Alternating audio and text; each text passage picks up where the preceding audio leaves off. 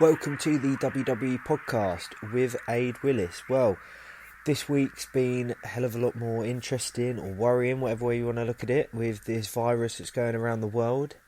It's almost put the world at halt, which is a bit strange. I've never had something like that happen in my generation. Hope everyone's safe. Hope everyone's following the healthcare advisories, what the healthcare organisations in your particular part of the world are saying. So just keep that up and stay safe, guys.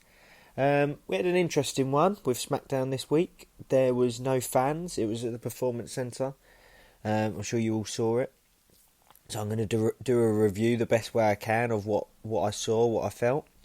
The commentary team was Triple H and Michael Cole, which was a bit different. Well, Triple H basically made that Performance Centre. Now, I know you had OVW and FCW, which was basically the same thing. But Triple H really made that NXT like a brand of its own. So the Performance Centre is his little baby. It made sense to have him there.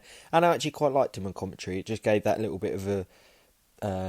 instead of just talking about the matchups, because as I'll get to, the matchups were a little bit hard to watch just because of the no fans, the no interaction side of things. So having Triple H there with a little bit of conversation about other topics was quite good.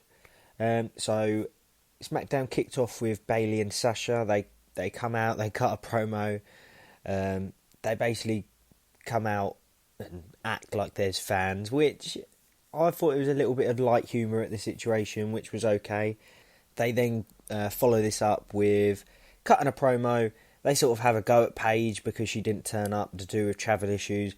Whether that's true or not, even Triple H mentioned that he didn't particularly believe it. Who knows? Especially with the virus. I mean, everyone's got not an excuse, but more of a reason to not go. And if she's genuinely worried or she genuinely had travel issues, then that's no hard done by, is it, than for what's going on in the world. They were saying that they built the Performance Centre, and even Triple H and Michael Cole even mentioned that this is sort of true. They did help create it because of what they'd done there in the past. Alexa and Nikki Cross come out. Alexa Bliss and Nikki Cross. Nikki with these horrible promos. Like, I actually think that it's just an awful personality, and it's a clash of two differences at one point, where I think Alexa Bliss is absolutely amazing on the mic. Well, I actually thought that when they teamed up, Alexa was going to improve her when she started dressing nicer and with the makeup instead of just that sort of like angry, sort of like unhinged character which she had with Sanity.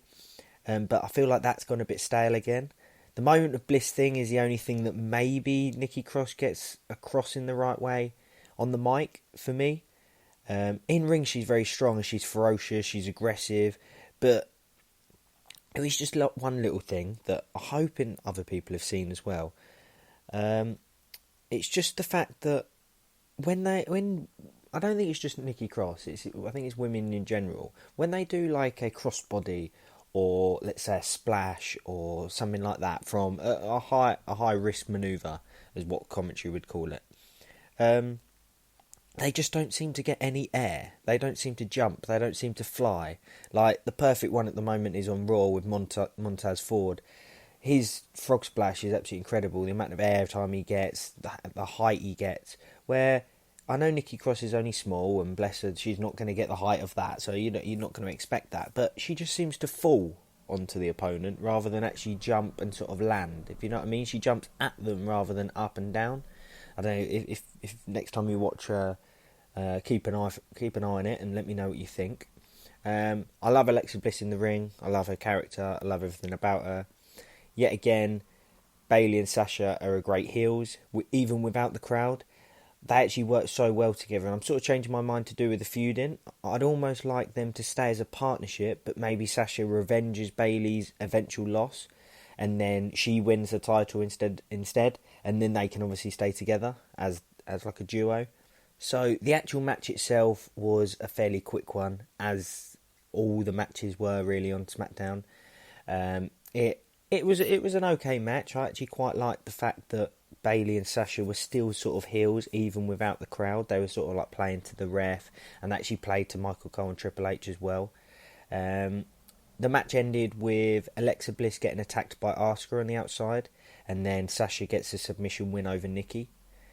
This is actually because Alexa and Nikki was calling out the Kabuki Warriors, but this was only met by some tweets which they mentioned while they were walking out to the ring before the match.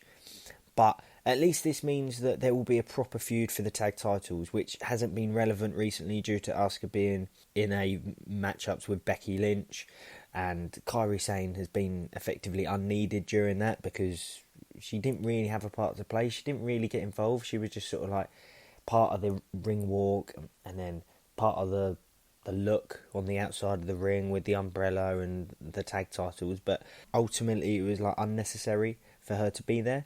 But I'm glad that they're getting back to the Kabuki Warriors of a tag team. Alexa and Nikki could potentially have some good matchups with them, and it just gives that relevancy back to the tag team titles in the women's division. Now, after this, we had an interesting one. I didn't know this was going to happen. Now, I'm sure this is only because there was no fans. I don't think this was happening in a normal Smackdown environment. However, Michael Cole interviews Roman in the ring for what they are billing now as a spear versus spear. Now, for me, I don't actually think either of them have got the best spear in the company, like now or ever. For me, I think Edge has a better spear. I think Bobby Lashley of old had a better spear. For me, I would go to say Rhino's got the best spear. I know it's called Gore, but it's actually it's the same move. Let's be honest. But for me, Rhino's probably the best one. If you look at it, the leap he gets, the actual connection he gets with the midriff. But it's a weird one because spear for me, although it is a finishing move, it seems everyone does it. Now, as I said, you've got Edge, Rhino, Bobby Lashley, Christian did it for a while, Batista, obviously Roman Reigns, Goldberg, even Big Show did it for a while. Now, if you haven't seen that one, go and watch it on YouTube, and it is pretty terrible. It's like more of a diving shoulder tackle, but it really is just a shoulder tackle due to Big Show's size. So I don't know why they ever really got him to do that, but anyway. So yeah, as I was saying, I don't actually think this segment would have been a thing if the crowd was there. It was sort of a slow, dull segment for what WWE live shows normally are, but under the circumstances, it suited the programming perfectly. And Roman Reigns in an interview situation is brilliant, I actually thought, and his personality came across so much better. So I don't know whether he chokes a bit in front of the fans on the mic, or it's the fact he's not doing the usual cool, tough guy persona in the interview. But for me, it's just so much better. Like, he cracks a joke about Goldberg being too stupid to work a digger, being from Georgia. That little bit of humour mixed with the respectfulness is what Roman Reigns is. It just never comes across like that, like in usual promos we see week in, week out. Like, Roman has tried to make this match a bit more meaningful, mentioning about he's worked too hard and his wrestling upbringing, and he's dedicated his whole life from this and from his wrestling family, and the fact we don't have time for part-timers. That gives a little bit more sense to it, as you can now understand that Roman Reigns doesn't want a part-timer being champion, which, to be fair, neither do I. I don't think any regular fans, any hardcore fans want a part-timer being champion. I actually quite like Brock Lesnar being part-time champion, but still, like, especially Goldberg. And that's just a better reason than just building it for spear versus spear, because as I've said, I'm sure if you listen to my podcast, I like to be able to invest in the feud and the characters. So to invest in a meaningful feud, I just find it much more easier. I prefer it. It makes a lot more sense to me, and I'm actually quite excited for it. I mean, now they're going to have a head-to-head or contract signing next week, so that'll be interesting. Hopefully it sort of kicks off a bit and we can see what Goldberg or Roman Reigns, how they work together, because obviously we've never seen anything like that. So we just see that sort of in-ring chemistry. From what I'm reading is that Goldberg is quite happy to put Roman Reigns over. So that might mean that Goldberg takes a few more bumps than what he's usually doing, because let's be honest, he hits a couple of spears, botched spears. He gets up, hits a botched jackhammer, and then that's it. That's the match done. Well, that's not going to happen with Roman Reigns, and it's definitely not going to happen with Roman Reigns at WrestleMania. So it'll be interesting to see. Hopefully, we get a little bit more insight on that next week. After this, we had a welcome back interview with Jeff Hardy. Now, I felt a little bit sorry for Jeff Hardy because it was a big return. Obviously, he's a big star. I don't know whether it was just because of the circumstances, as I said, with no fans and everything, that it was a bit of a letdown in a return. Now, I'm not talking about the match, just in the fact he sort of comes on, I'm returning, and then effectively goes to the ring a bit later. But whether they could have built it a little bit more with the fans, I think he would have got a huge reaction, so it's a little bit of a shame. I would have actually liked to see him maybe push back well, I suppose you can't push it back a week because we don't know what's going to happen, but you know what I mean. I would have rather it been in front of fans, but due to circumstances, no one can change that. King Corbin interrupts his interview, and as I always say, I love him as a heel. I love him talking. Elias comes into the picture with the guitar, saying he's written a song about Corbin and about what he said to him last week. I'm glad this feud, in terms of Elias and Baron Corbin, is a slow build to what looks like it's going to be a feud between the two, because it will have great promos, it's going to be great matchups, and hopefully an overall good, interesting feel to it because of how well both characters work in their particular role. Now I know in terms of actual programming, this wasn't the next match, but while I'm on the topic, we'll talk about Jeff Hardy versus Baron Corbin. So Corbin begins with the onslaught on Jeff before the match even starts, and then obviously the bell rings, the match starts, and even after the bell, Corbin continues the onslaught. Again, this is a very, very quick match, so there's not too much matchups I can really talk about and delve into, but as I said, I'll do my best with the review. It's more about the storylines, it's more about the actual circumstances I want to talk about, because I actually quite like the show. But Corbin turns his attention to Elias, which is actually watching from ringside with Cole and Triple H, and then he starts playing the guitar in distraction. Jeff hits a twist of fury. Now, that's the same as a twist of fate. We all saw it. We all know what that is. This has been changed because now Matt's left the company, I'm assuming. I did see Matt Hardy said he hasn't trademarked it, which that was my immediate feeling. And especially if he goes to another promotion like AEW or something, I'm assuming he's going to take that move with him.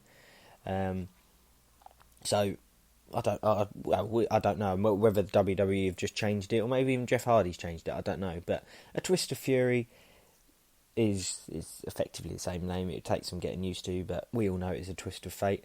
This led to a swanton bomb off the top rope for the win. Now, as I said, it was another quick match. However, it was quite nice because it was a comeback fight.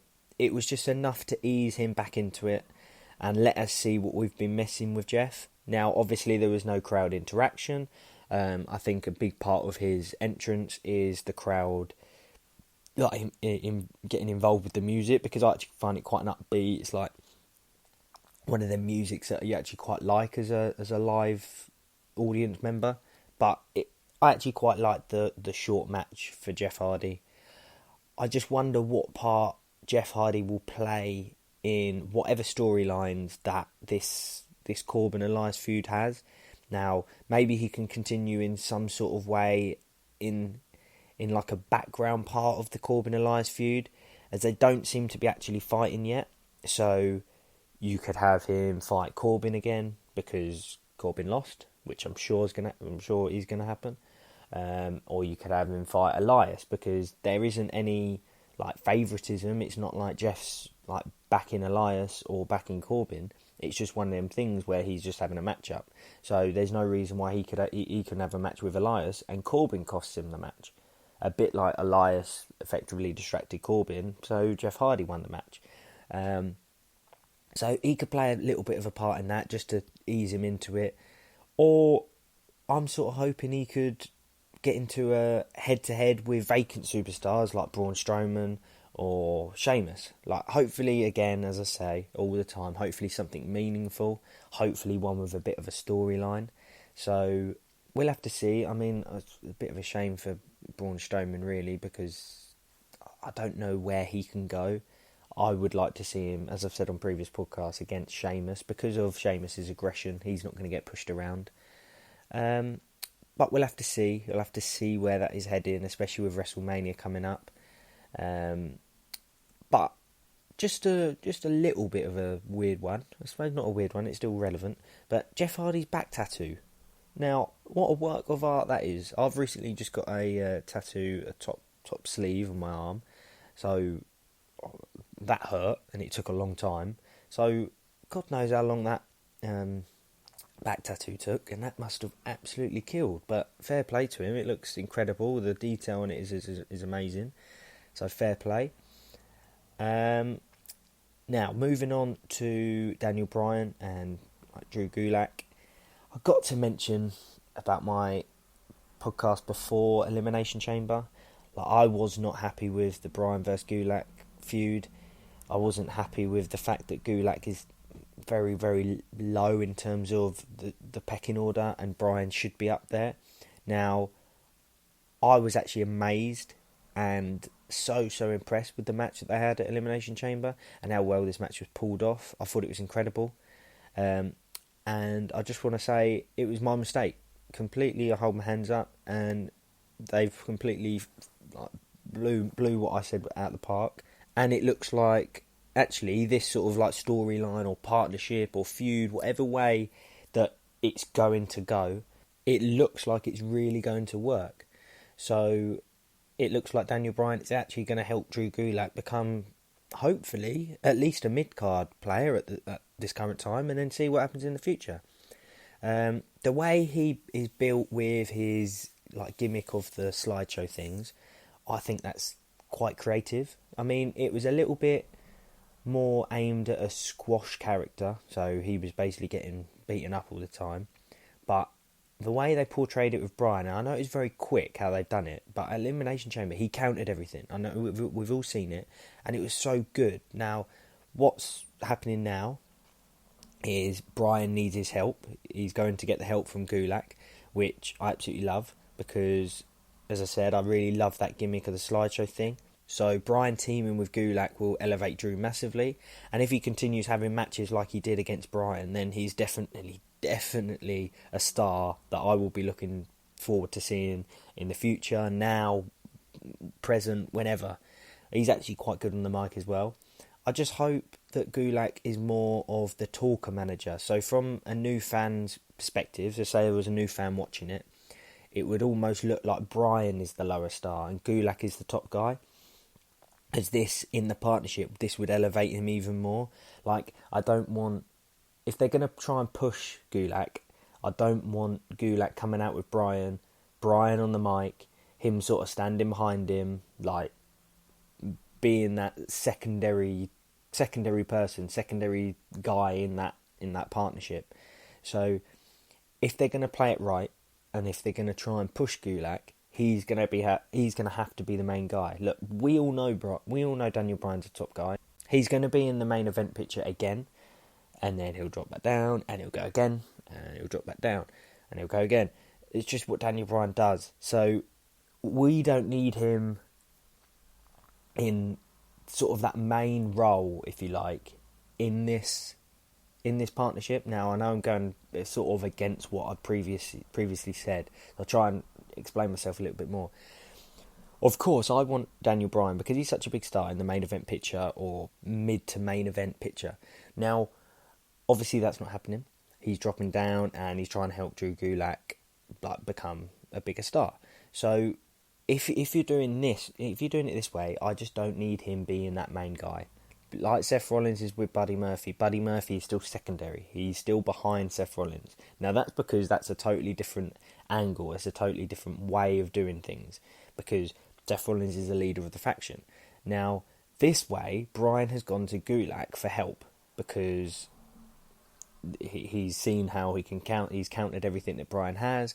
So Gulak can be the main guy. And that will make it even more interesting because he will effectively be that top manager of Daniel Bryan, which, if you're a manager of Daniel Bryan, which is already a huge mainstay superstar, that's incredible for your future, for your longevity, for your sort of CV, your experience and everything like that. Now, they had a similar thing with Cody Rhodes over on AEW, which I don't really watch very often, to be honest, anymore. Never really got into it.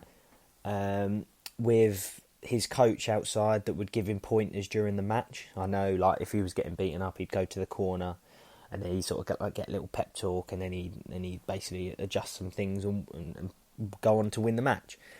Now, if they're going to do something like this, okay, I would rather Drew Gulak sort of like goes into the match. Maybe, I don't know, Daniel Bryan might lose a match. They have a bit of a chat after, and then Gulak goes and wins a match straight after and sort of shows him how it's done. I don't know. We'll see how that one plays out.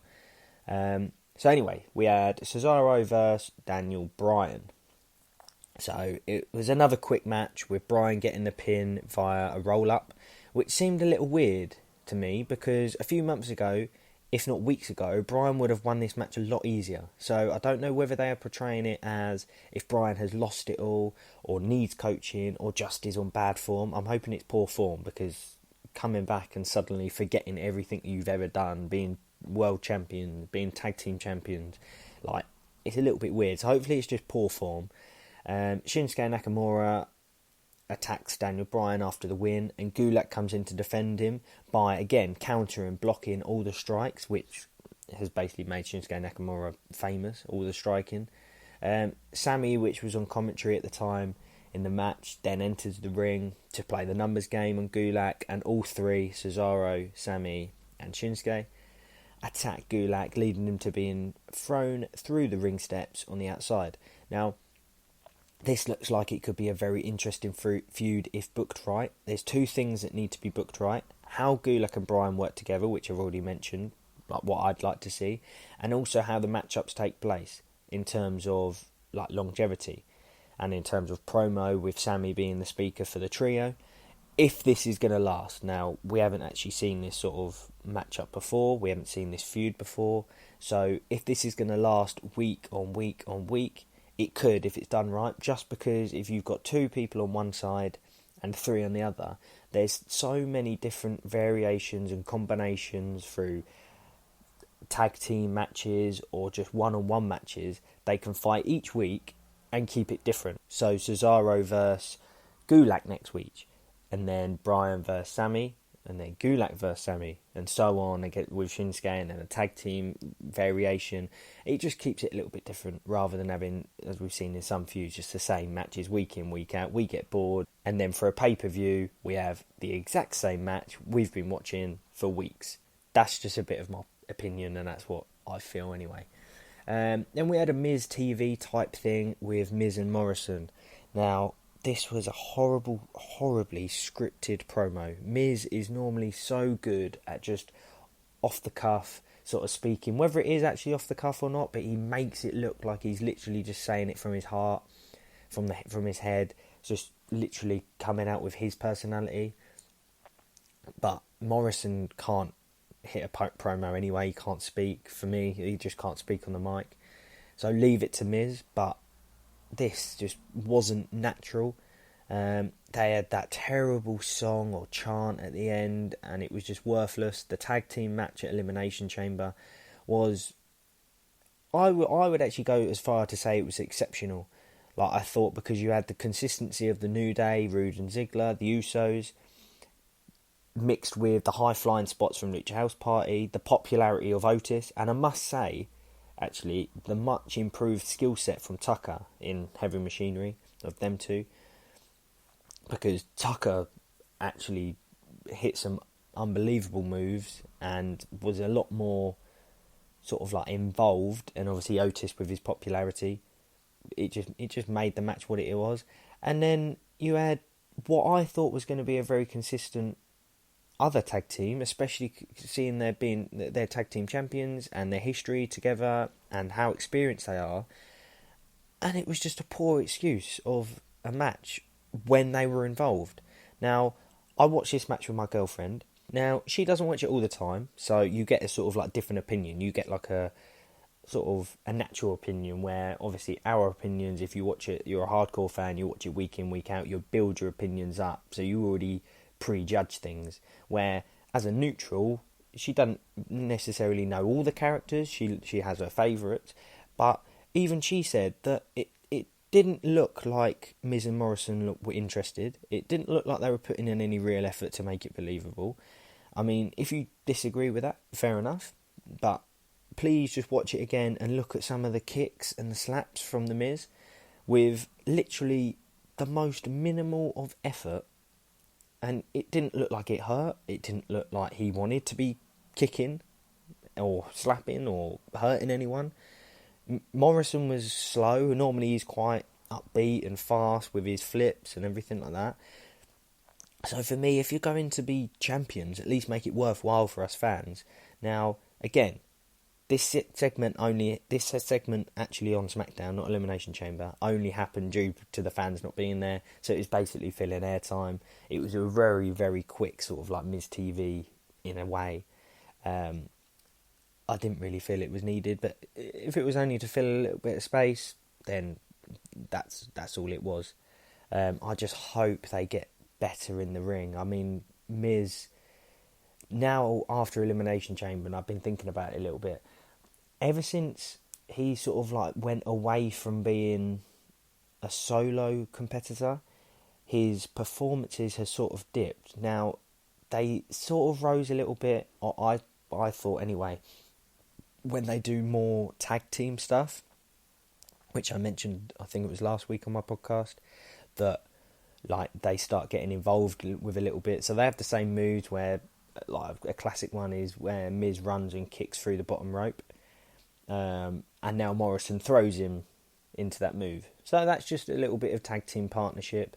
But the actual moves themselves, they don't look anything like what they were. Like the kicks that he's basically nicked off Daniel Bryan, they're like taps now. They're not kicks, they're taps. So I don't know why he's sort of like just dropped all the aggression and dropped all of that, which actually made sort of like Miz popular, and of course like the mic stuff. But even the mic stuff has dropped now. So I just feel like they're going away from what the Miz was.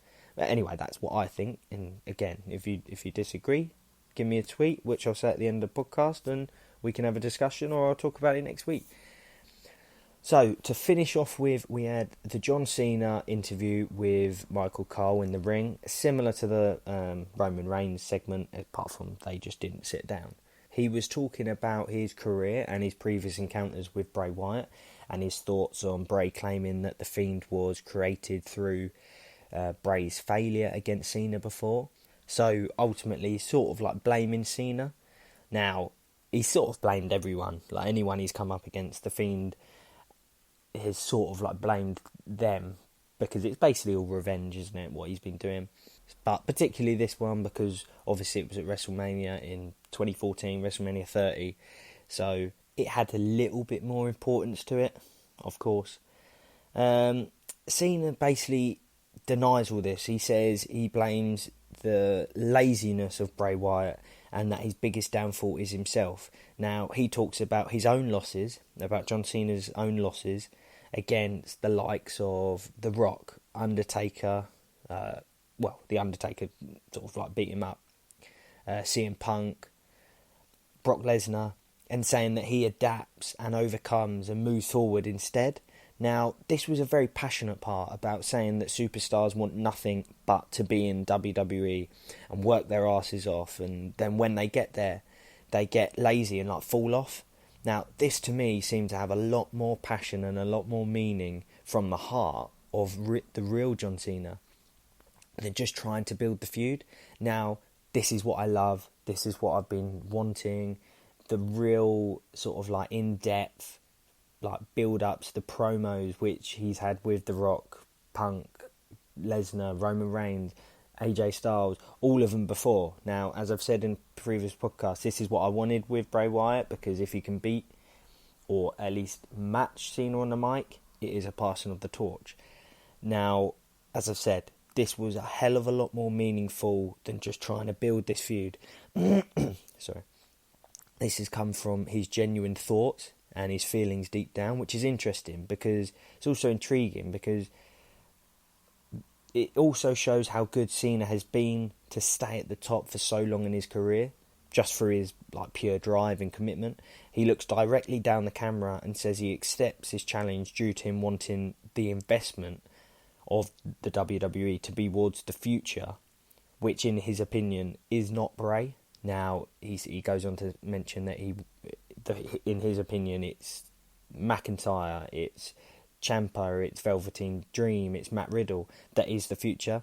This again seems much more from the heart and real than just promo work. Now I wonder if they've had some sort of disagreement, or John has heard and seen what Bray is like backstage after certain events and doesn't like his attitude, because as we all saw, his fall from the Wyatt family when that disbanded was a huge drop, leading to a pretty average pairing with Matt Hardy.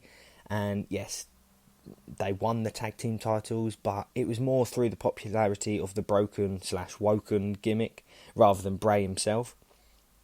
Now, maybe Cena genuinely doesn't think Bray was putting in the effort, especially after the WrestleMania loss to Cena. That it's been hard to understand now the fact he's been given the creative opportunities, because really, now that The Fiend or Bray Wyatt has actually been given the creative opportunities, he's put in the effort and he's absolutely smashed it. And The Fiend and the Firefly Funhouse concept, and it's been billed and been reported as one of, if not the best creative thing in WWE history. And that's a hell of a big statement, whether you agree with it or not. It is one of the best.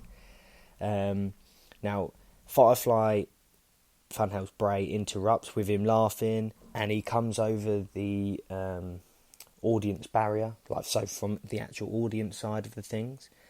And this is just a brilliant personality. He compliments him, saying that he's so excited to see him, and he genuinely looks excited, and it's just one of them characters. It's so good and intriguing. He gets in the ring, and then he's saying that Cena's all wrong. It's about Cena cares about Cena. He doesn't care about the future. He just wants the spotlight and the attention. Now, can anyone argue with that? I know John Cena does a hell of a lot of work for WWE itself and for the kids and everything like that. But how many times have we heard that Cena cares about Cena? Cena cares about himself. So again, I think this bit probably has a little bit more of a real feel to it. I'm not going to go as far to say that it wasn't scripted, and I'm not going to say that it's just off the cuff and come straight from the heart. I'm sure they've sort of wrote it before and have an idea of what to say. But I do feel like this has come from real feelings. I didn't like the fact that Bray Wyatt just looked at the floor. He sort of paced up and down, which the pace up and down is fine. But to look at the floor, I would have liked him to actually look at John Cena. But I think this was more because it was leading to that final moment where he said, John, let me in. And then he looked at him, so it was almost like a big build up to the actual eye-to-eye contact. But that's just for me. I just feel that if you're speaking to someone, it's better to make eye-to-eye contact, especially in the ring, if you're having that sort of argument. I felt that when Bray was saying that Cena took something from him, that was genuinely about that he took his opportunities at the time in 2014, because, as I said, after that he just dropped down the pecking order so much. So I'm wondering if, because they say that Cena had such an influential part backstage, that I'm wondering after the loss, maybe that's when the opportunity started deteriorating. Now, I was extremely pleased with this short promo and the genuine real feel, as I've said, and I'm hoping this is just something that gets better and better. I'm hoping it happens more and more. I'm hoping they have Firefly Bray in the ring live a lot more too. Now, I wouldn't say to stop the vignettes, because I think they work, and I'd also like to see Cena, as I said, Cena in the ring and Bray Wyatt Firefly Funhouse on the big screen, having an argument that way. But I also think that if Cena's in the ring, or even in the future when this feud's done and dusted, to have whoever in the ring and Firefly Bray comes out in his little jumper and they have a little bit of a talk like they did on this bit, that also adds something, because talking live with the audience like he did in this episode, it's a hell of a lot better, really. And especially for big feuds like this, it's a hell of a lot more interesting, it's intriguing. And then the Firefly Funhouse stuff could be just at the sort of maybe start of feuds, or even during the feuds, but the real meaning stuff, to say at a contract signing. It doesn't necessarily need to be the Fiend again, where he stabbed his hand with the pen and wiped blood on it and all of that. It could just be Firefly Funhouse Bray having a bit of a laugh, having a bit of a joke, and that light-hearted humour, sort of like personality, saying he's really pleased and all of that. And then the dark side of how the Fiend's going to tear him apart, saying it's going to be a massacre like he did in this part with John Cena. So guys, that's my Smackdown review. I hope everyone enjoyed it, and thank you so much for listening, especially during these hard times, wherever you are, potentially in lockdown, self-isolation.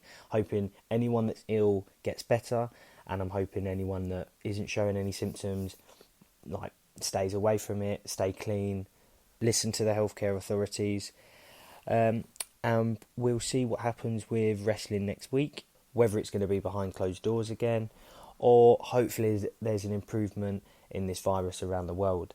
Now, I'm sure we've all seen, and I'm hoping that there's some announcement with what's happening with WrestleMania.